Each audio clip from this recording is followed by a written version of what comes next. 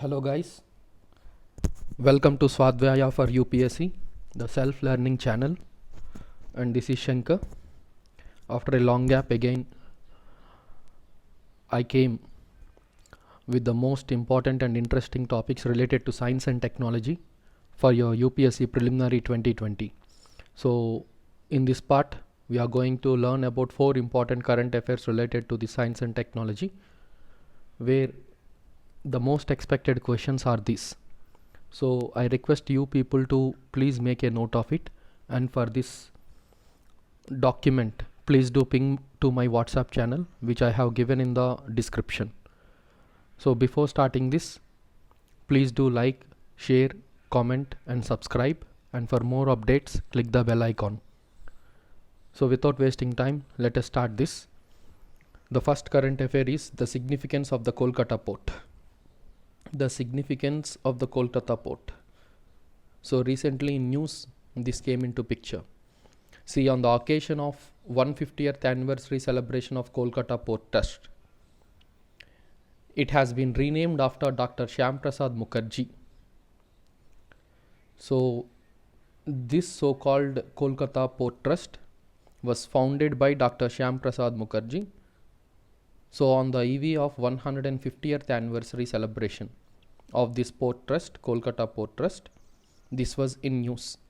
Recently the name was changed. Kolkata Port Trust name changed to Dr. Prasad Mookerjee Kolkata Trust. So please do understand what is the historical background of this port trust and all. It is the oldest operating port in India and was constructed by the British East India Company. The port, which was once considered the most important port in the country, still remains the premier port, which has been rightly called the gateway to Eastern India. So Kolkata Port is called the gateway of Eastern India. And we know it very well that this Kolkata Port is in West Bengal right now.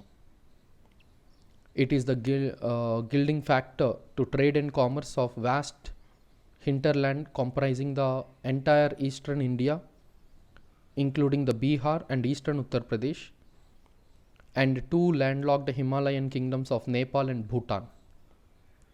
So after independence, the port's importance decreased because of the factors including the partition of India in 1947, as well as the reduction of size of the port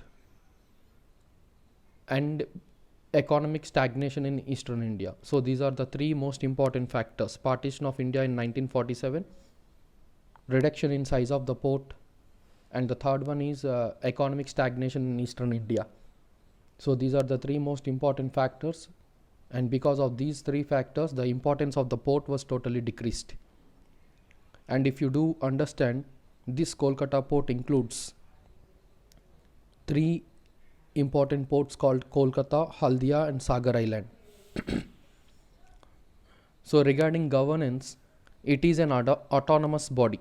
This Kolkata Port Trust is an autonomous body which was under the Ministry of Shipping, Government of India, and it administered through major, very important, Major Port Trusts Act, Major Port Trusts Act 1963. So it was administered according to this. And you know it very well, this Kolkata port is the only riverine major port in India. Only riverine major port in India. Situated 232 kilometers upstream from the sand heads. Its navigational channel is one of the longest in the world. And how many major ports are there in India? So this is the question for you guys. Please do give your answers in the comment section.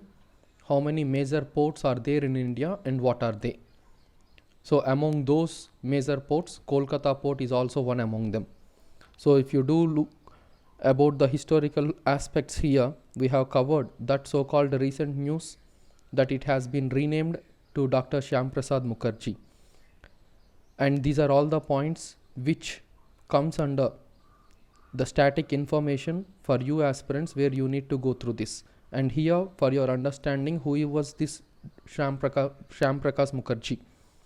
He was a born citizen of Kolkata on 6th July 1901, and he was the Vice Chancellor of Kolkata University in the youngest age of just 33 years, and he was the independent India's first Ministry of Industry and Supply.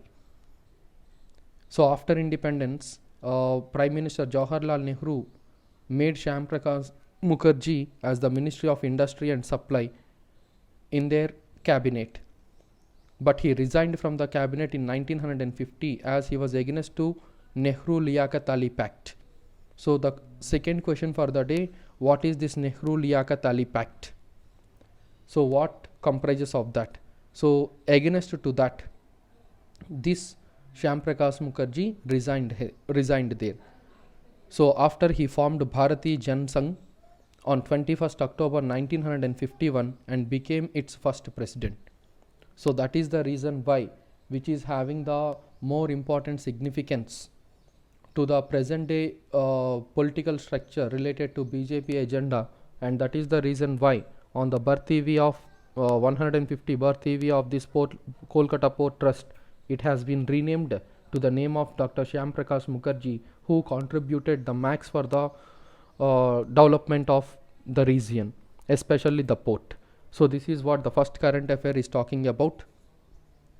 And related to this information static data, I have already requested you people to just ping me to my WhatsApp so that I can share this document, so that it will be very helpful to you to understand what are all the important points to cover from your side for the examination. And now we are entering into our second current affair, Northeast Gas Grid Project, and it is a damn sure question for your examination. Northeast Gas Pipeline. So what to study in the sense for preliminary examination, what is this Northeast Gas Pipeline Grid Project and Urja Ganga project? So the key features of this Northeast Gas Pipeline Grid Project and Urja Ganga project, these are important for the preliminary. And for mains, the significance and the need for such projects for India, especially for northeastern region of India to develop. So in that context, please do see this point as one of the highlighted point where we can expect for the examination.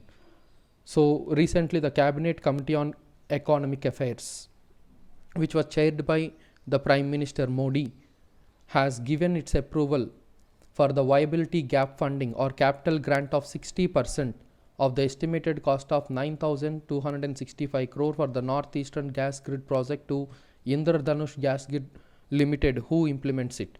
So this Northeastern Gas Grid Project is implementing by Indradhanush Gas Grid Limited. So recently, as I said, a capital grant of 60% for the estimated cost of 9,265 crore rupees, in the sense of an around 5,559 crore rupees funding to the Northeastern Gas Grid was approved by this Committee on Economic Affairs under Prime Minister Modi. So what exactly this Northeastern Gas Pipeline Grid Project is talking about? So the proposed gas pipeline grid will connect Guwahati, very important, it is going to connect Guwahati to the major northeastern cities and major load centers. And from Guwahati to all northeastern load centers and other regions of this northeastern states, it covers a distance of 1,656 kilometers. So 1,656 kilometers long can be seen this gas pipeline grid, and this project is being implemented under the ambitious Urja Ganga gas pipeline project. So Urja Ganga gas pipeline project is an ambitious project, and under that, as a part of that Urja Ganga gas pipeline project, this Northeastern gas pipeline grid has been developed. So it is also connecting all the state capitals in the region of the Northeast, and the pipeline will also going to connect with the national gas grid through Bharoni Guwahati gas pipeline, which is being laid by GAIL.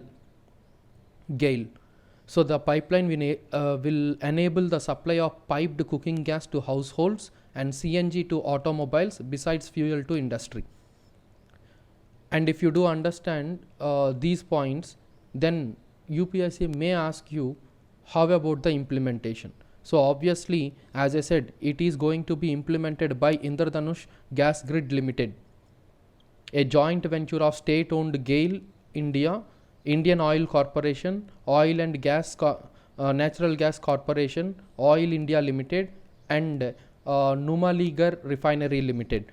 So this so-called Indradhanush Gas Grid project is nothing but a joint venture of state-owned GAIL, IOC, Indian Oil Corporation, ONGC, and OIL, Oil India Limited, and NRL, Numaligarh Refinery Limited. And here for the examination, as I said, it is very important to remember about this Urja Ganga gas pipeline project. So Pradhan Mantri Urja Ganga project, here we need to understand a lot. And the key features of this is the most expected question. So the gas pipeline major aim under this Urja Ganga project is to provide the piped cooking gas to residents of Varanasi and later to millions of people in states like Bihar, Jharkhand, West Bengal and Odisha. So basically Urja Ganga project aim is to provide the piped cooking gas to residents of Varanasi and to millions of people in the states like Bihar, Jharkhand, West Bengal and Odisha. So from Varanasi's perspective, an 800 kilometer long MDPI pipeline will be laid and 50,000 households and 20,000 vehicles will get this PNG gas and CNG gas respectively. So piped cooking gas will be supplied to 50,000 households and 20,000 vehicles are going to get this CNG gas. So the government estimates that around 5 lakh gas cylinders will be sent by rural areas annually. So every year 5 lakh gas cylinders can be provided. So according to GAIL aspect, with the Urja Ganga project, 20 lakh households will get this PNG connections. So according to GAIL, 20 lakh households will get this PNG connection. And this project is said to be the major step towards the collective growth and development of eastern region of our India. And moreover, GAIL has also built a network of trunk pipelines covering the length of around 11,000 kilometers. And hence under this project, this so-called number will further increase by 2,540 kilometers. So 11,000 kilometers already planned, and along with this project another 2,540 kilometers can be added further. And hence the funding support to the gas grid is a part of the broader goal of the government to raise the share of natural gas in the country's energy mix to 15% by 2030 from the current 6.2%. So what is that significance of this Urja Ganga project? In the sense, you need to remember this at any cost. What is that saying? The funding support in a broader aspect with a long-term goal for the government is, as of now, the natural gas share in the country's energy. The natural gas share in country's energy is, as of now, by 2020 it is 6.2%. So the aim of this, the significance of this Urja Ganga project is it should rise from 6.2% to 15% by 2030. So this is the most important point to remember. So by 2030, what is the target of the government?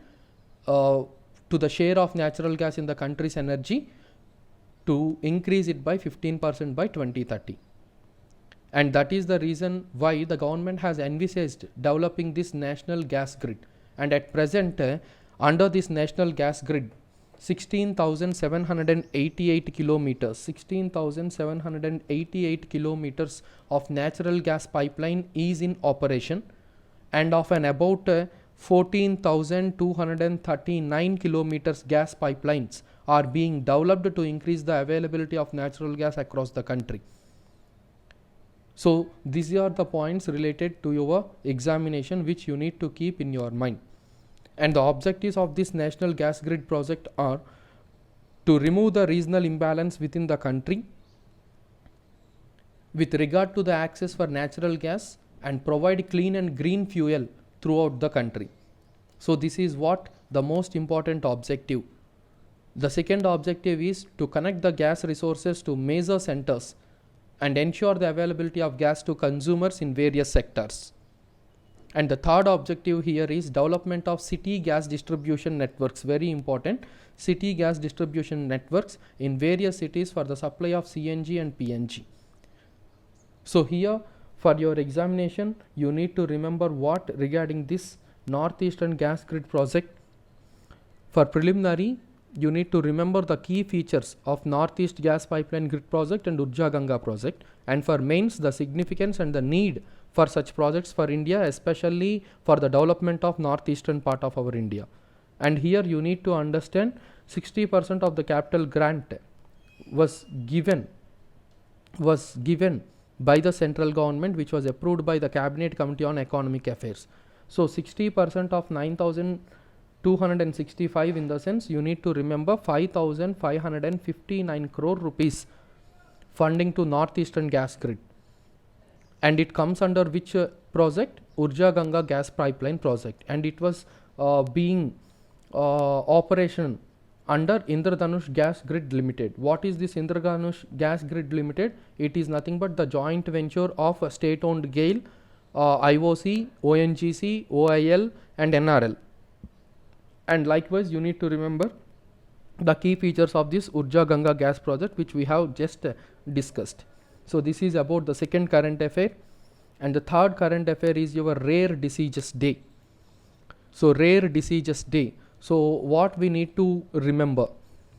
So issues relating to development management of social sector or social services relating to health, education and human resources. So this topic exclusively comes under your GS paper 3. So for preliminary you need to remember 2 points. What are rare diseases? How do they occur? What are rare diseases and how do they occur? For mains, how these rare diseases can spread? What are the concerns and issues associated with these rare diseases? So for the preliminary as well as for the mains, we can divide that to understand. So what is the context in the sense? Recently, February 29th, this year, February 29th, Rare Disease Day is observed. So World Rare Disease Day is going to celebrate for every leap year on the last day, 29th of February. So try to understand what is a rare disease. Rare disease is nothing but an orphan disease. An orphan disease. Rare diseases, also referred as an orphan disease, means it is any disease that affects a small percentage of the population. Any type of disease which affects a small percentage of population is the definition for a rare disease. And most of these rare diseases are genetic and are present throughout a person's entire life, even if symptoms do not immediately appear. So this point you need to remember. So rare disease is mostly genetic in nature, and hence as it is genetic in nature, those can be present throughout a person's entire life, even though the symptoms cannot immediately appear.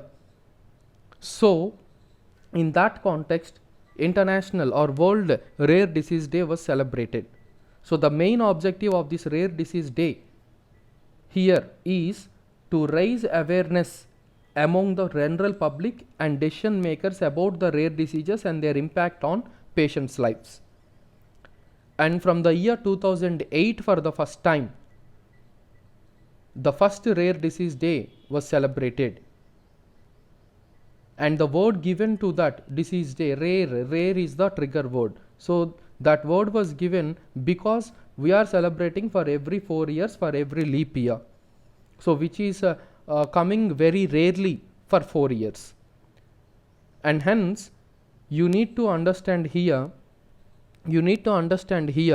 the most common rare diseases which were which were recorded in India are hemophilia, thalassemia, sickle cell anemia, and primary immunodeficiency in children, autoimmune diseases, lysosomal storage disorders such as Pompe disease, Hirschsprung disease, Gaucher's disease, cystic fibrosis, hemangiomas, and certain forms of muscular dystrophies. So you need to remember all these. I have given in this document, you please take a note of that.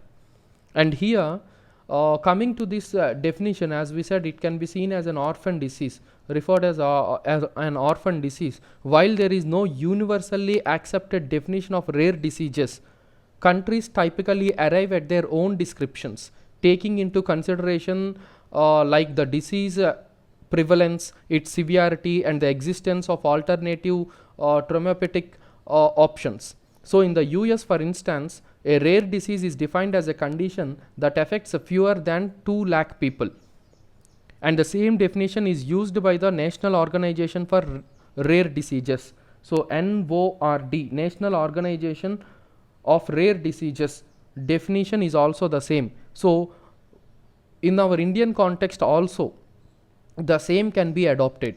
So rare disease can be defined if a disease which is commonly affected less than 2 lakh people. So in that point of view, you need to remember the points for the examination.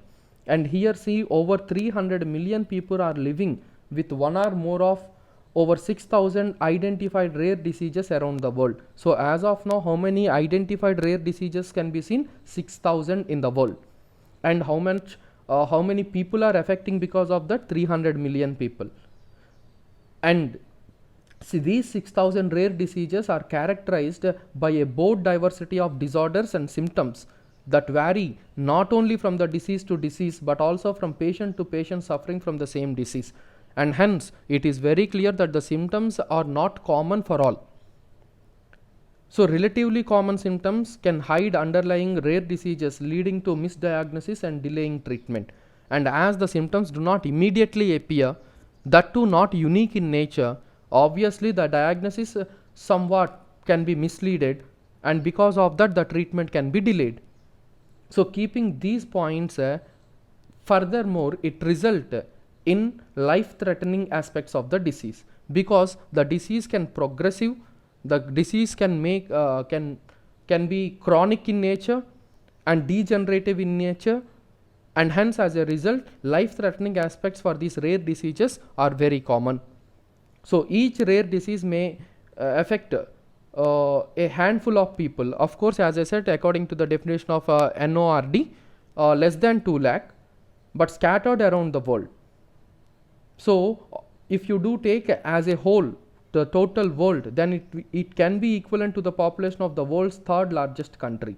So India can be seen as that, and hence the concerns and challenges related to these rare diseases are more important for your examination. So important points to remember, please do observe here. Rare diseases currently affect 3.5 to 5.9% of the worldwide population, and in India 1 in 1 lakh suffer from some rare diseases. So out of 1 lakh people, 1 is suffering from some rare disease. 72% of rare diseases are genetic, while others are results of infections like the bacteria or viral. Likewise, the allergies and environmental causes are also giving that support for the rise of rare diseases. And as we said, these were the degenerative and proliferative in nature, and hence 70% of these genetic rare diseases start in the childhood itself, and hence it is the most important concern of the government, as many cases can be seen as serious, chronic and life threatening, and in some cases the affected individuals, mostly children, may also suffer from some of the some form of a handicap type of things. And as per 2017 report, very important, as per 2017 report, over 50% of new cases are reported in children. So among the total rare cases, 50% cases are reported in children, and these diseases are responsible for 35% of deaths in those below the age of 1. So below the age of 1 year itself, these children are dying. 10% of deaths between the age of 1 to 5. So 10%, see, 35% deaths below the age of 1 year, 10% deaths between 1 to 5 years, and 12% of deaths between 5 and 15. And hence, this is one of the most important challenge before the government. And they the government poses a significant challenge to healthcare systems because of the difficulty in collecting this epidemiological data, which in turn impedes the process of arriving at a disease burden, calculating the cost estimations, and making correct and timely diagnosis, among other problems. So in this context, context of the data or the report released, the efforts by India towards this is also one of the most important point. So the Union Ministry of Health and Family Welfare in January 2020 published a national policy for the treatment of 450 rare diseases.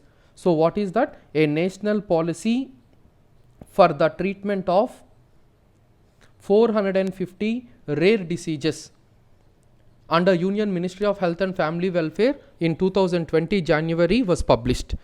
And the center first prepared such a policy in 2017 and appointed a committee in 2018 to review it. And hence, according to this policy, a national policy for the treatment of 450 rare diseases, if you do understand the overview of the policy intends to kickstart a registry of rare diseases. So first, these rare diseases are to be registered. The rare diseases are to be registered. And more importantly, this so-called registry of the rare diseases will be maintained by Indian Council of Medical Research, ICMR. So who is going to maintain this data which was registered of the rare diseases? Indian Council of Medical Research. And under this policy, there are 3 categories of rare diseases. The first category of rare diseases is requiring one-time curative treatment. Diseases that require long-term treatment, but where the cost is low, and those needing long-term treatments with high cost. So 3 categories. One is requiring one-time curative treatment. Second one is diseases that require long-term treatment, but the cost is low. And the third category is diseases that require long-term treatments but with high cost. So some of the diseases in the first category includes osteopetrosis and immune deficiency disorders. So that is what the point to remember. And for this so-called national policy for the treatment of 450 rare diseases under this Union Ministry of Health and Family Welfare, the financial assistance of 15 lakh will be provided to patients suffering from these rare diseases that require a one-time curative treatment under the Rashtriya Arogya Nidhi scheme. So according to this policy, under this Rashtriya Arogya Nidhi scheme, 15 lakh rupees will be provided to the patients suffering from the first category. First category in the sense requiring one-time curative treatment. And that treatment will be limited to the beneficiaries of Pradhan Mantri Jan Arogya Yojana. So this can be given to the beneficiaries who comes under this Pradhan Mantri Jan Arogya Yojana. Pradhan Mantri Jan Arogya Yojana we have discussed in the previous video. Please do go through that with the heading titled Government Schemes and Policies. So this is what all about this news. So for prelims, India's policy on rare diseases, which diseases can be classified as rare diseases, how many categories of rare diseases were identified by the government of India, and how far the financial assistance can be given, and more importantly the basics like what are rare diseases, like definition and all, and how do they occur. And for mains examination concern, their spread, concerns and issues associated. So this is what about your rare diseases in India. So please do understand this. So this is what about this rare diseases celebrations and all, I mean day celebrations and all. And for the further mains points, please do request me in the comment section or to my WhatsApp channel, so that I can directly give you that link regarding this national policy for treatment of rare diseases and all. And finally, we are entering into the final current affair of the day. Again, the most expected question, it is the spike protein of 2019 nCoV. So what is the context? In the sense, the researchers in the US, United States, have unveiled the structure of the spike protein, of this 2019 nCoV. Means 2019 nCoV is nothing but the virus behind the present coronavirus disease outbreak. So coronavirus viruses, let me say, are a family of viruses that cause illness ranging from the common cold to more severe diseases such as severe acute respiratory syndrome and the Middle Eastern respiratory syndrome, SARS and MERS. The World Health Organization has declared the virus as a global health emergency. Also, the WHO announced an official name for the disease, coronavirus disease 2019, and that is what we calling it as COVID-19. Co is nothing but corona, VI is nothing but virus, and D is nothing but disease. So coronavirus disease 2019. Previously it was referred as 2019 novel coronavirus, but now it was directly referred as COVID-19. So China coronavirus, we can also say this. Coronaviruses are a large family of viruses that causes not only the common cold but also some serious respiratory illness, which we do understand. So what are the symptoms of this coronavirus? So the symptoms can be seen as unknown incubation period. So we cannot stick to 14 days or 28 days. It was unknown incubation period. The second symptom is fever. The third one is your difficulty in breathing. And the fourth one is impaired liver and kidney function. And next one is your kidney failure. And then comes your severe cough. And finally pneumonia. So try to understand here, these are all what the symptoms of your COVID-19 or coronavirus, which was started from the city of Wuhan of China. And likewise, you also need, as these names came into picture, Middle East Respiratory Syndrome, MERS. It was identified in Saudi Arabia.